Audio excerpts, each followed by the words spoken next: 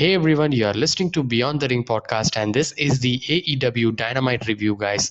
And this week's Dynamite, I thought about that. It felt like it was more of a wrestling show, kind of more importance to wrestling. It was a very good, fun show, good wrestling, and I throughout enjoyed this show. And certainly, I would say it was better than last week's Dynamite episode. But this is like you are just 1 or 2 weeks away, I think so, from AEW All Out. So you should be considering actually developing the storyline and the build up actually, and that wasn't very prominently being featured in this episode, I would say. And that's my thought. That's my gut feeling that I thought about on this week's Dynamite. But again, this match had a lot of importance where Sting actually wrestled after 20 years in TNT Network. So that's a big thing. And they opened it with this show as Sting and Darby Allin took on 2.0. And as much as I liked the match, the structure they actually followed, I didn't like that much. It was different as Sting and Darby Allin. I mean, they were having the entrance, and but the 2.0 came up and started attacking from the back, and it kind of was converted into a brawl kind of for several few minutes. And uh, and they had a nice spot where actually Darby Allin was actually I mean, he was lifted up into the onto the ceiling and hit, and that was a good angle.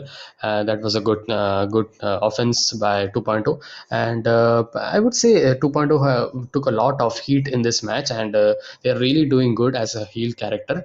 And yeah, so I thought about that they should have begun with a kind of a traditional kind of thing, which is somewhat kind of some people would be like, you should not be having same kind of setup match structure. So they want to have something different. So that's why they did it. It was fun. And but they actually came into the ring then. And the faces, I mean Sting and Darby Allin, were having the offenses on both 2.0 members. So I don't even know the names of these guys. One is Matt and another one is Parker, I think so. And Kingston and Garcia fight off as Allen is suplexed onto the skateboard, and that was a great looking suplex, man. That was a nasty bump took by Darby Allin. Darby Allin is like a very is I mean, some people says that he's more risk taker than Jeff Hardy. Certainly, at this time, he's the one who actually who's the one who actually takes the risk in a kind of a in a national TV kind of thing, the popular superstar kind of thing. You can know that because you cannot say Nick Cage. Nick Cage is a deathmatch wrestler. He's not a national TV guy that you want to point out. So this match was fun, and the ending of this match, Sting actually locks these double scorpion death drop and the double death lock, and that was a good thing. We haven't seen like that.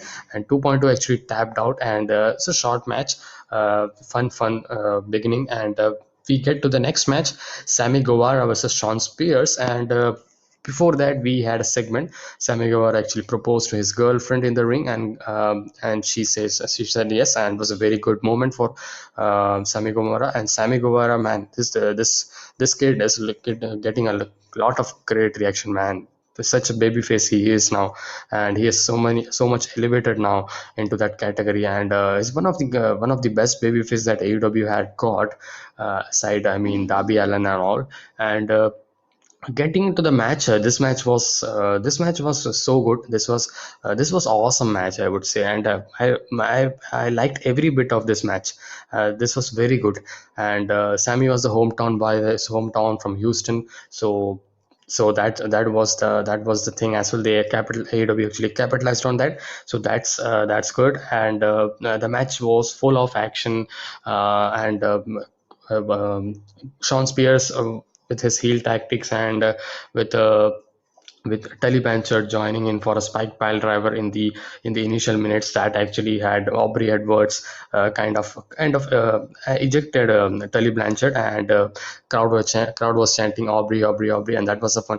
The whole place was erupting, man, for this match. And in the ending of this match, we saw both guys on the piece of barricade and between the ring, and that was set up onto the ring and the ring apron and the barricade. And Guevara burst out a jumping super cutter for two, but Spear hit a super C4 for the same, and they head to the apron. Sammy hits a C4 uh, uh, onto the barricade. I was like, that looked very nasty, man.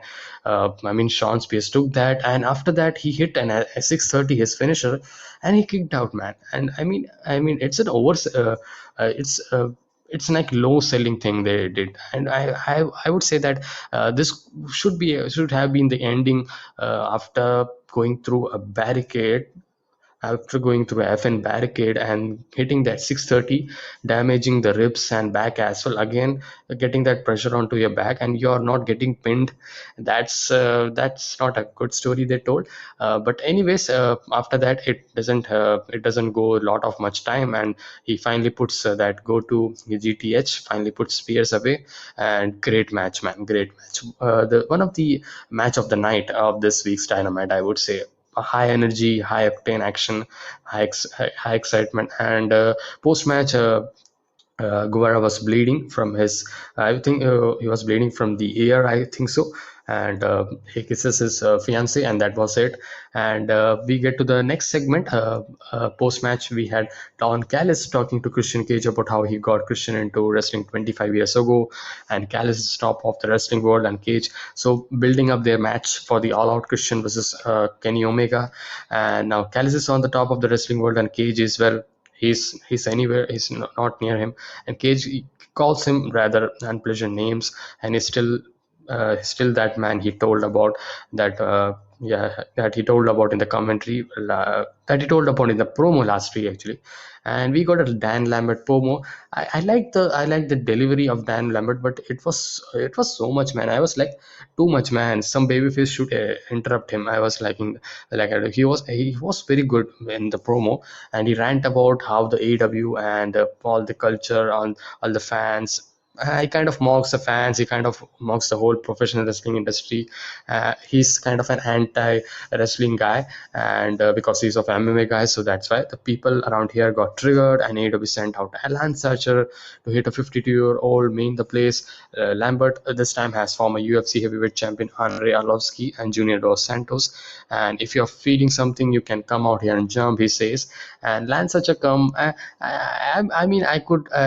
This angle they are playing out, Dan Lambert thing, if they could have done with any other over superstar, that would have been good. I mean, Lance Archer playing a babyface character, and it's not like it's not bad, it's not good or something, but it isn't having a good chemistry kind of thing with Dan Lambert and Lance Archer. And this promo actually got lot of kind of into a very high mood and kind of attention, but Lance Archer coming out kind of the feel didn't go out, and it's the matching, the chemistry is not matching it. That's my thought, man. What's your thought? You can have in the comment section below.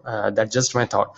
And Lambert also tells that keeps going and talking about how AEW fans are pathetic and all, and that was it. And Chris Jericho then have a talk about all the labors he had to go through to get here, and tonight he has no Judas effect and no Judas theme song. This was a stipulation that was being said by MJF last week, but the Friends of Jericho will sing it for him, and I was sure that fans crowd were going to sing this whole song. It's obvious that all of them knows this song, the lyrics. Yeah. And we get to the tag team title match, Young Bucks versus Jurassic Express. This was a good match. I liked the match. I liked the pacing, and the faces were strong as well.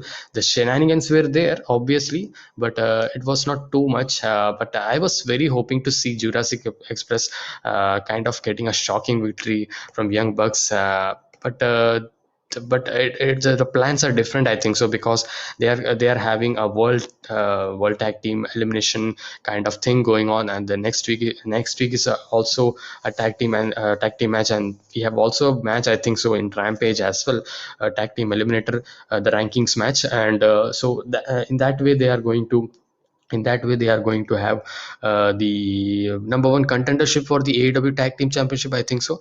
But this was a good tag team match, a good title defense by Young Bucks. Not a lot of shenanigans, but less shenanigans, I would say.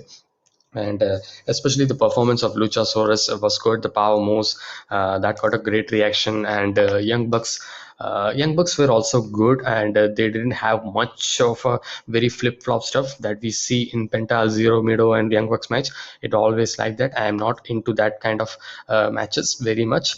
And a double super kick drops Luchasaurus, and it's Indie Taker on Jungle with the backsplash to Luchasaurus at the same time for a near fall. And Kenny Omega gets to hit a Marco stunt with the chair.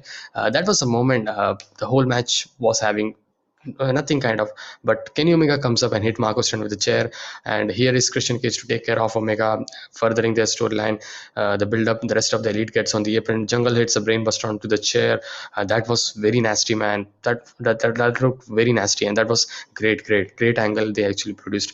Jurassic Express gets 2 on mat with Nick making another save, and Nakazawa actually offers a distraction so that Luchasaurus dives onto everyone outside, and the faces whooping the ass of whooping the a of heels, but I was very sure, I was kind of into Jurassic Explore finally would be getting the victory, but no, man. The BT trigger finisher out of nowhere finishes Jungle Boy, and that was it. Another fun match, great, good match, good tag team title defense by Young Bucks, and I would like to see Young Bucks not use much of an interference.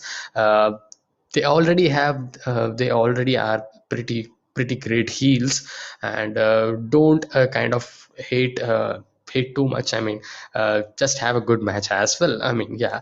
So little interference and all, it's good for heels, but not too much. So so this match was so good. So the show was going good, and post match we saw Christian is dragged into the ring, and the huge beatdown begins. The Elite beating on Christian Cage. I thought about any great babyface would be coming, but no. Callis getting a few shots of his own as well, and finally puts an one winged angel, connects, and Callis counts a pin, and a good heel work by Kenny Omega, going to their title match on at All Out. And this is the only match that is kind of into an exciting mode, into an all out pay-per-view, because it's just 2 weeks away, I think so, from all out, and the build-up is just still very cold. And yeah, and the tag team thing, we know that the elimination thing is going to happen. Okay, then what else? Maybe the Miro thing. Where is the Miro TNT title challenger? Who it is? But they had a promo, and I think so. It's the next challenger is Eddie Kingston. He was challenging. So, but just cutting a promo, it's not good, man. You need to have some in-ring stuff going on. So have some that as well. And I mean, you have 2 weeks right now, so you need to do that. And I'm hopeful that they will do that. And they did a good job in this AEW World Title building up, and the one winged angel on Christian. That was a good angle played down by AEW. Good. And we got a video on Matt Hardy versus Orange Cassidy and their rivalry going on. And so they are having going to be having a match next week on Dynamite. And this match is confirmed: Matt Hardy versus Orange Cassidy. And we got a Paul White segment. Tony Schiavone is in the ring, and he is very thankful for his friend for helping him, and he comes up and he kinds of pumps up the crowd, and he says he's going to face QT Marshall. And this was an average kind of a back and forth promo, which didn't kind of very connected well. The chemistry is average, I would say. The fact that they kind of both look very jacked kind of wrestlers, even though the height advantage is for Big Show. I think so Big Show is gaining weight right now. I've been seeing him. I was doubting that maybe I just felt like that, but no, he's gaining weight. I think so. He's uh, going to be a big guy. So that's why he's going to be getting in the ring. So that's why. So it's confirmed actually at All Out. QT Marshall versus Big Show. So kind of a match. The biggest pay per view of AEW. So you need to have the big stars. So Big Show match is coming. So I always say Big Show, man. I know I don't like to say his name, Paul White. It's not good. And again, the Elite celebrates after this segment. But Tony Schiavone announces a tournament for the future tag team title shot at All Out inside a cage, and this is going to be inside a cage. They didn't say much about. This was the only announcement they made. And Taz brings out Ricky Starks after this segment. Wants to bring out Brian Cage. Their rivalry continuing. We cut to the back where Powerhouse Hobbs is standing over Cage, and they kind of brawling out around. So maybe we could get Ricky Starks versus Brian Cage again, and maybe Powerhouse versus Brian Cage in a one of the week's episode Dynamite. I'm all into it. I'm good rivalry. It's going good, I would say, and yeah, and that's the thing. And Starks is so much looking like a rock, man. He was while he was cutting the promo with that with his glasses on to with his glasses on, he looked like so much like a rock, and he's so and if they push him, there's so much superstar, man. Superstars or wrestlers in AEW that needs a vital push from AEW, and they demands that they kind of they kind of is in need of the push. And if they push into the moon, that would be great, man. Ricky Starks, I mean, he's one of them. And we got a Death Triangle promo after that, and he's ready for All Out. But Chavo Guerrero and Andrade come in. Chavo has some terms for the All Out match. This is going to be a great match, but the build up is like just they are having backstage promo. That's the thing. They are just have the promos apart, the AEW World Title. Apart from that, nothing was there. I mean, they were building, but it's the backstage. It's nothing very serious or nothing very interesting that I thought about. That was the thing. And Pac versus Andrade. This is going to be amazing match. I'm very excited for this. And Thunder Rosa versus Penelope Ford. We're getting to the action next, after a lot of segments. This was a decent match. Decent match. Rosa worked out very well, and Rosa got a great ovation, great reaction. Yeah, the whole mood and the whole mood. I mean, the whole reaction to this match was good enough, and I'm very surprised. I mean, it's not very surprised, but I'm very good to see Penelope Ford actually improving in the ring. Remember how she was 1 year, 2 years ago, but she has so much improved in the ring right now, and she's hanging up with Thunder Rosa like superstar very well, I would say. And in one of the maneuver that they had, the slingshot knees, Rock Ford in the corner, and the Fire Thunder driver was being tried. So she countered into a roll up. So she's pretty booked strong, I would say, and she could be in line for the AW Women's World Title in the future. So there, so she's been good. She's being booked good, and the Muda Luck was locked in. Rosa was in trouble, but she's back up with Death Valley driver, and Ford goes for the legs again, gets pulled up and down into something like just stretching her, and taps out, and that was and she taps out. And I would say a good performance by Penelope Ford, and Thunder Rosa also looked good. Penelope Ford also looked good in this match. So it didn't take too much of time. It was a decent enough good match, I would say. And we get to the next. We look back at Malachi Black's debut, and this is a confirmation, guys. I'm not a bit of excited for this, because next week we are going to have Brock Anderson, the son of Arn Anderson. But the story is nice, because Arn Anderson was kicked by Malachi Black, so kind of a revenge kind of storyline they are doing. But the Cody is not able to defeat, and he just was kind of squashed. How Brock Anderson is going to defeat Malachi Black? It's not going to be, especially a kind of character like Malachi Black. Kind of a sinister character. I mean, it's not a little bit of believable. I'm not interested into this match, but they are going to have it. Brock Anderson versus Malachi Black next week Dynamite. Another match that's being confirmed for next week's Dynamite. And we also have a match. We also have a segment of Miro hurting Fuego del Sol last week, and he wants Eddie Kingston. And his promos are kind of same. He's God favorite champion. He also tells about his wife as well. This promo. Uh, he's just cutting promo. I'm not. I want to see him in the ring, and I want to see the more title defenses in the ring, just like Darby Allin. Darby Allin did it, and. Yeah, so John Moxley is getting a kind of a character change, I would say, in angle change. Maybe he would be in line for the AW World title in the future. Kind of spilling beans I thought about. He said that he's sick of all teams running around here, and Hangman. He talked about Hangman Page. He talked about Moxley. Mox Christian as well. He's the guy who carried the world title on the shoulder. He says from the dark days of the EW. So kind of.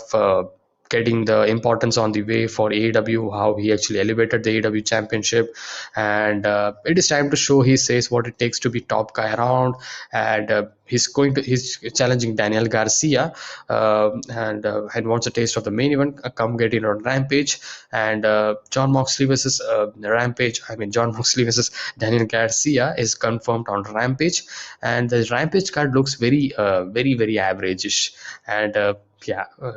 Apart from that, big surprise, CM Punk's debut, the first dance. That's the only thing that you should be excited for. And other than that, there's not big money matchup in this week's Rampage, I would say. We get to finally the Dynamite's main event, MJF versus Chris Jericho. Finally, Chris Jericho getting the opportunity to face MJF, and the whole story of this match was Chris Jericho's arm being sold, and I would say MJF got the victory here. A lot of people were thinking Chris Jericho would be getting the victory. Even I was on to that belief as well, but. He didn't get the victory. The whole point was the selling of the arm. MJF actually focusing on the arm, wrenching the arm, attacking the arm any way possible, and camera shot as well by Jericho. That was good, and that was the story. That was the whole story. This match was a good storytelling match, I would say, and the pacing was well enough, okay enough, I would say, and the story they told was good, and Jericho had a Floyd shot as well on or MJF when the ref was not looking, because MJF was also going to hit with the ring, so it's okay, and it's not a heel, you can say. And Jericho loads up the Judas effect but can't do it. He remembers that he can't hit it. MJF hits his finisher, Salt of the Earth, to make Jericho tap out. He wrenches his arm with that Fujiwara armbar, and that was it. A good match, a good main event, I would say. But no, but I would say that the result, I would say I was expecting Chris Jericho, but I would say the story ending was good. If you think so, like you cannot be defeating every guy because you have been defeating four guys, and that has been a toll on you. That had been took a toll pressure on you. So that could be playing a scenario. So that was the story here, and I think so. They told it very good, and this was the Dynamite episode. And I would say that Jericho losing to a match of MJF, one match isn't gonna hurt him, and he's not a future star or something. He's just all he's only he's came to uh, rake up not rake up victories, came to just getting over the young superstars, and that he just did that. And yeah, and MJF is already over, I would say, and I would say that finally this rivalry should end. This has been long time, and I would say this should end, and maybe kind of a dissension angle should be beginning with the Pinnacle and Inner Circle doing their own thing. I would say that, and that was the and they should be away from they should be away from their storyline, both different kind of thing, and that's what I want to see. And that is it, guys. This is the Dynamite review, and the Rampage show, we have the match between Jade Cargill with Mark Sterling versus Kiera Hogan. So a debut for a TV debut for Kiera Hogan. So that's a match, and we have Private Party with Matt Hardy versus Jurassic Express, AEW World Tag Team Title Eliminator Tournament. They're going on, so this is one of the tag team eliminator match, and we have John Moxley with Eddie Kingston versus Daniel Garcia, and with Daniel Garcia with 2.0, and this would be a good match, I would say. And but still, this card looks. Considering from last week, I would say this card looks average, and this is a show. This is a show where CM Punk debuts. It could be changed forever, and they haven't announced anything against like world title thing or any other thing like a surprise thing, any kind of speculation or rumor kind of thing they have. So they're really just folding out. They're really packing it up, and I hope so they explode it at AEW Rampage. I think so.